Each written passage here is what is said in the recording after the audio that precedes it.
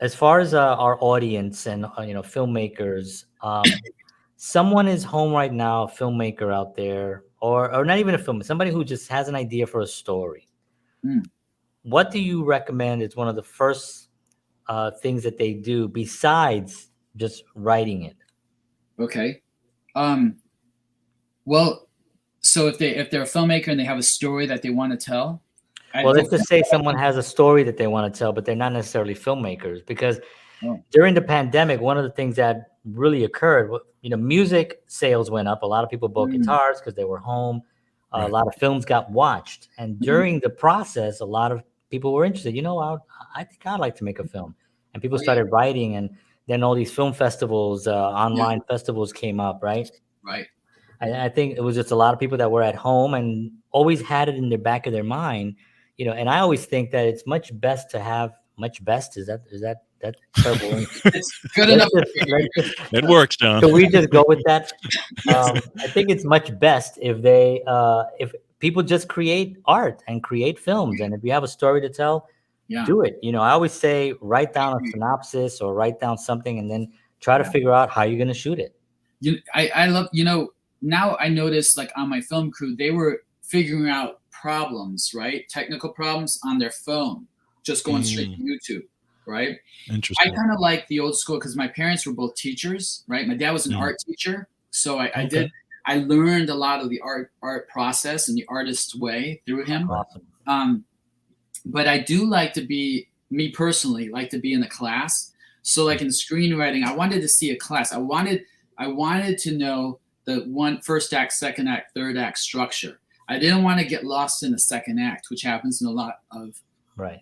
student films or indie films or big films even, Yeah. Right. I didn't want to get lost in the second act, and I wanted to learn filmmaking through a class. But after I took those classes, then they didn't really have like the next level. So then I'm just sitting there scrolling through YouTube, trying to like learn the next level, right? Yeah. And learn stuff about what to implement into a character, right? Right, Development, right, and have the right. character arc, or have that character not have that arc, right? Right. And how it can weave into the script. So yeah, I think personally, if you have a story that you want to tell, right? And I don't think it's nice if it's a story that you want to tell that everyone wants to see, but I think it's more important that it's a passionate Yeah. story to tell, because there's probably Yeah. nothing worse than writing something that you're not really interested in. Exactly. And then Exactly. having a structure. Like I did a music video last year, and the artist was on an album that was nominated for a Grammy.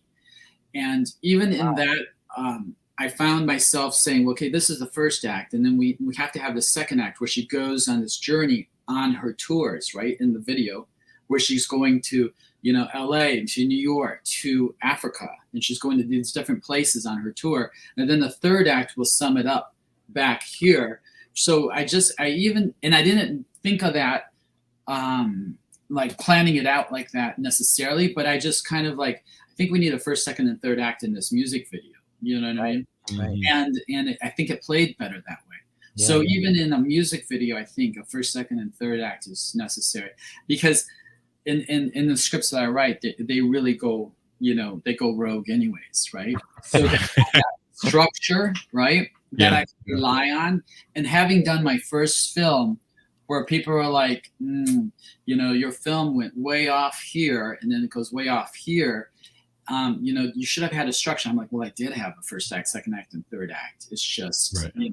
I Yeah. went off from it, right? So I personally feel the first act, second act, third act structure, which I studied on YouTube videos. I watched, people talking, for everybody, all these filmmakers talking. I read books on it. And second act journeys are important, because if you're always looking for Angela in the first, second, and third act, and you're always looking for Angela, it gets really, really old. So what happens is, in the first act, you have that lock-in at 30 minutes. If it's a 90-minute film, you have that 15 minutes, you have your inciting incident, and then 30 minutes, you have that lock-in. And then you start in on the second act journey, which is like, a surprise, And I felt like you know, my movie would really be suffering, you know, if I didn't have those things. So that's what I would suggest, to actually follow the structure, and then you can go rogue if you want, but Yeah. try to do an outline. I mean, I did an outline. I just was looking at this because this was a quick outline I did of a TV pilot, right? I don't know if you can see it, whatever, but Oh yeah, okay, yeah. you know, this was like the very first outline I did. It was the first act, second act, third act, right, of an outline, and then you know, and then of course it kind of goes off on its own. Right. But I kind of felt that would be necessary in writing a story, and it's going to help you. And then the script is its own entity. Then the filming process and directing is its own entity, and the directing is a completely another film. I mean, the editing is a completely another film. Right. And if you wrote it yourself, then you don't have to worry, because really all you have to do is just make it work.